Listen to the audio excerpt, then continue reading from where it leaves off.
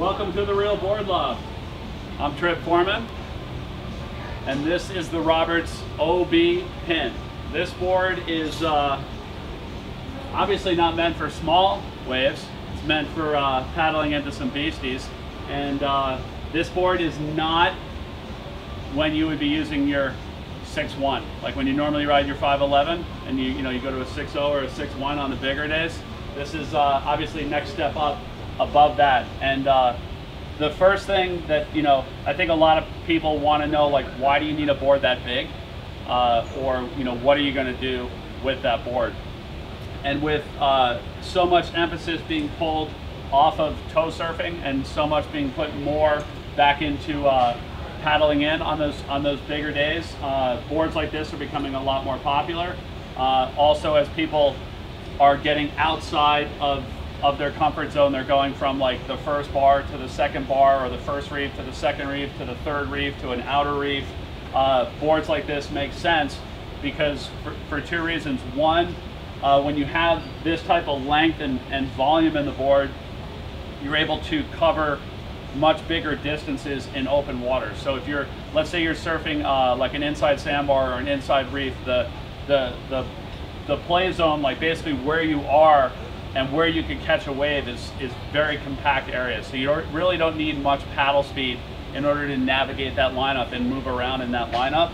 When you go out to the second reef or the third reef or an outer reef, all of a sudden the expansive area that you need to be able to cover, whether it be paddling out for a set that's coming that's going to break further out, or shifting as the peak shifts, you have to cover much more area in order to effectively surf that lineup, and that's why you're going to a longer board.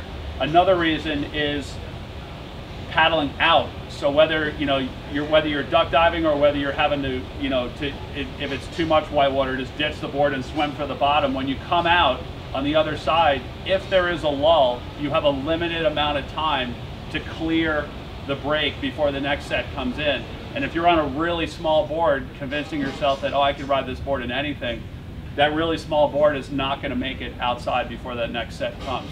So that's a lot of the reason, and its namesake, the OB. OB is for Ocean Beach in California, where it's just set after set after set. But if there is a lull, and it's actually a lot like what we have here in Cape Hatteras, if there is a lull, and you have the ability to just, that burst of speed to be able to make it out, something like this has way more paddle speed to make it out than a 6-foot shortboard. So the OB pin, you're generally going to see this board 7 feet and larger.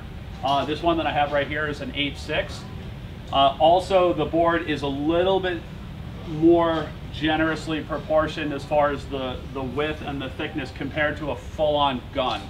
And so like 8.6, this board here is 21.5 inches wide, where typically, now you're seeing guns that are like 9.6 that are 21.5 or 21.75. So it's a little bit more compact, and it's going to work in I guess what you would call the mid-range of gun waves, not the epic giant jaw stuff, but like your big Ocean Beach, like if people are traveling to Fiji, Tavarua, Puerto Rico, places with bigger open water moving waves, like where you're having to cover a lot of that open area out in the ocean.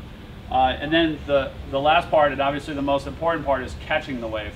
Those waves are moving a lot faster, and you want to be able to get into the wave with a lot of paddle speed. And the only way you're going to get the wave is with a lot of paddle speed. So that same speed that helped you navigate the lineup and make it out before that next set came, this board also allows you to get a lot of paddle speed to catch that wave, to get into it.